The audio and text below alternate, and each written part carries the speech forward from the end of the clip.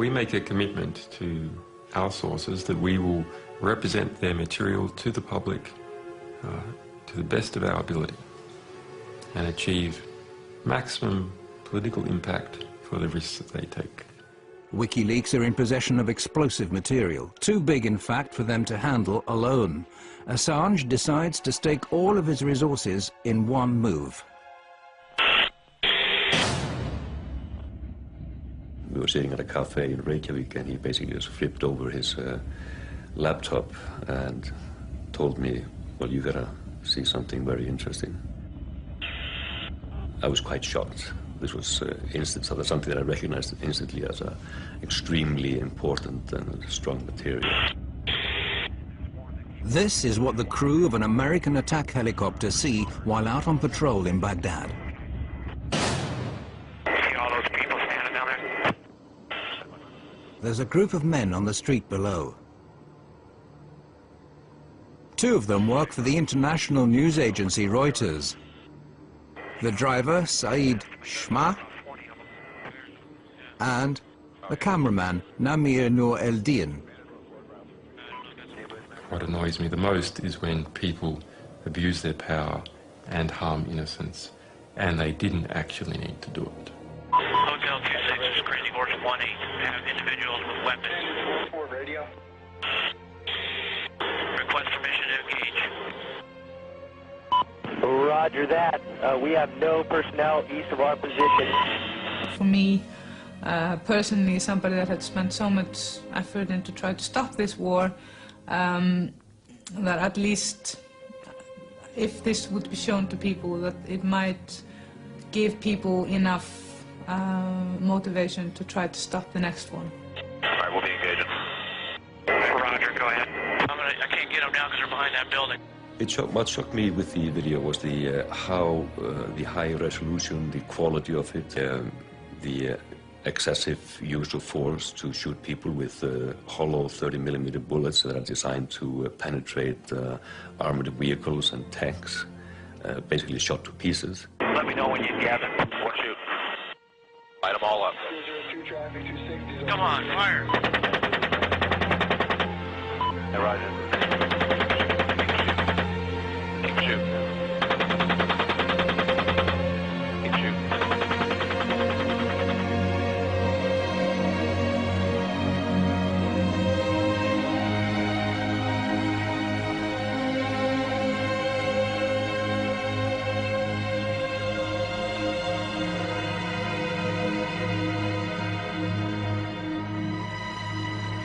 Different people argue that it was right for the United States to be in Iraq, or wrong to be in Iraq, but nonetheless, in this incident, even if you argue that it was right for the United States to be in Iraq, even if it was right for them to be in that suburb at that time with a helicopter overlooking this wounded man crawling the street, it was not helpful for the United States for that wounded crawling man to be shot. Yeah, we got one guy crawling around down there, but yeah, we definitely got some. Or shooting some more. The Reuters employee, Saeed Shma, has been seriously wounded. He's getting up. If he has a weapon though in his hand? No, I haven't seen one yet. It is very important to offer a voice to the voiceless. Nobody really believes the people on the ground when they're trying to tell what the war crimes are occurring, and that happened to the people there. So I offered to help with this in any which way possible. Bushmaster, Crazy Horse, we have individuals going to the scene. Looks like possibly picking up bodies and weapons. Let me engage. Hey, we need to stop that so we can get down there. We need to stop that. You see my little... To engage. Picking up the wounded. Yeah, we're trying to get permission to engage. Come on, let us shoot. A father driving his children to school catches sight of the injured man and stops to help him.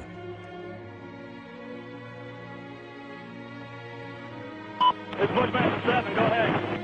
Roger, we have a black SUV or bongo truck picking up the bodies. Request permission to engage. Bushmaster 7, Roger. This is Bushmaster 7, Roger, engage. 1-8, engage. Clear. Come on.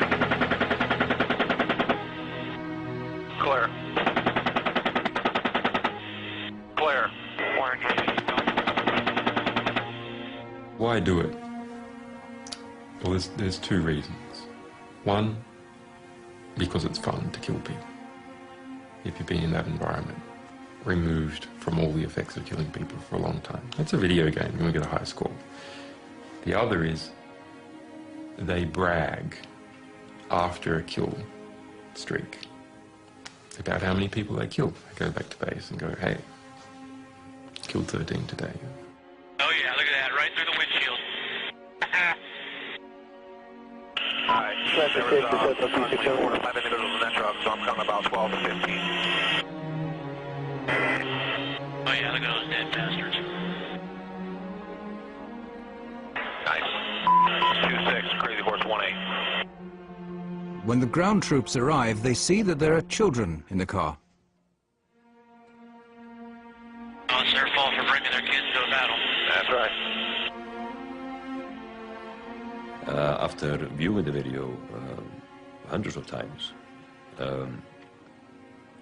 it became almost an obsession to get the identity of the people there. We knew the identity of Lamir Nureddin and Said Sma, the Reuters employees. But for me, it was important to establish the identity of the other people there, especially the children in the minivan. We decided that it was worthwhile to go there and interview them. It turns out that the children survived the attack.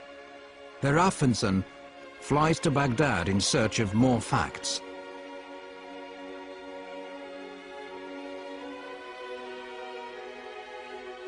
Gerist hér á þessu horni í Al-Amir-hverfinu í austurhluta Baghdad 12. júlí 2007. He traces the whereabouts of the children and shows the helicopter film to the victim's family. يعني يشيل أطفال بالسيارة يعني مسلح هذا ويشيل عائلة يعني ينزل يشوفه يفتح الباب غير هو كاميرات عنده طيار وهاي غير يشوف يعني مشاعره. I think we could fairly establish fairly well from a journalistic point of view that the reason why the minivan was there was basically a coincidence that the driver stumbled upon the scene. He was driving his kids to a tutorial. يعني زوجي ما سوى شيء غلط، نقض جريح بأنه هو يساعده، بس كانوا أطفاله وياه بالسيارة. يعني شنو مشاعره؟ شو أقول؟ شنو ذنبه هو من ضربوه وجهاله وياه بالسيارة؟ يعني ما لهم كل ذنب. On the 5th of April 2010, Wikileaks publishes the collateral murder film. The impact is no less than extraordinary. The material tells of tens of thousands of civilian casualties, figures that the US have withheld to date. And the widespread practice of torture that the US said they'd put a stop to is still being practiced by their Iraqi allies.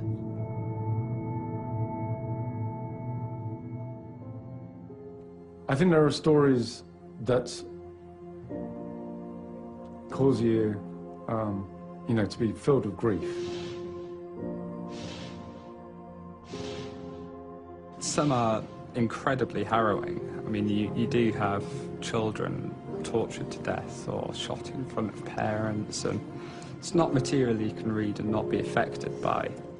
When I was reading the reports, you read a young American soldier writing in a very, very bureaucratic, anodyne, sterile way about a father who's driving his children back home, and he's going too fast, and they open fire at the car. And the father, fearing that his children will be hit, calls all his children to lie on the floor. All of the children are killed, 3 children. And the way it's written up is, it's called an escalation of force. You know. It's not an escalation of force, it's a killing. It's horrific.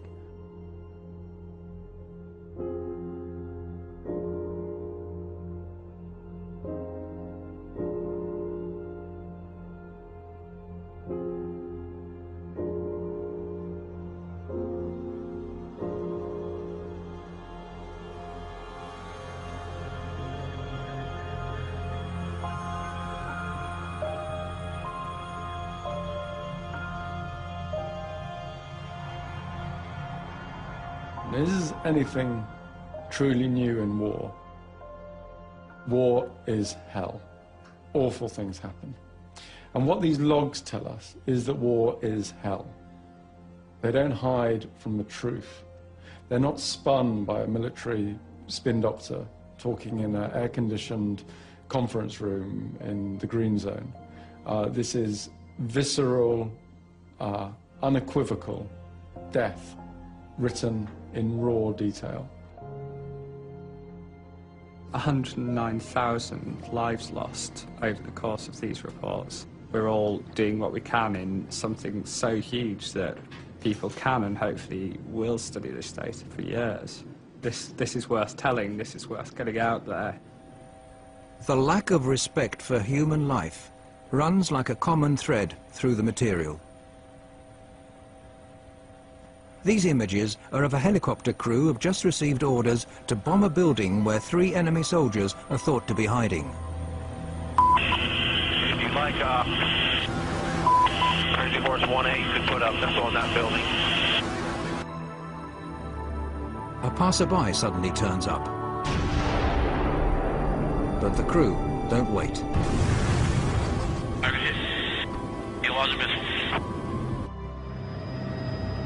The crew could have waited until the man had passed. This is perhaps a measure of how human life was valued in Baghdad. Private cars being pursued by an attack helicopter.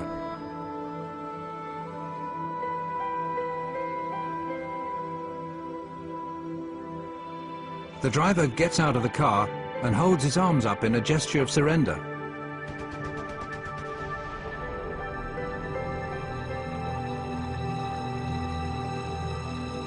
The more horrific the discovery the investigators in London make, the more they get the feeling of being threatened. It gradually becomes obvious that someone's watching their office. I do know that I'm being listened into and monitored by forces. I don't know. I've received strange text messages from anonymous sources.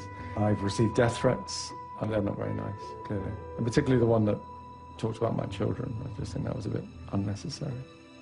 There's op-eds in the Washington Post saying that our personnel should be kidnapped from Europe. Our sources, one alleged source, executed. Similar statements by right-wing members of the US Congress.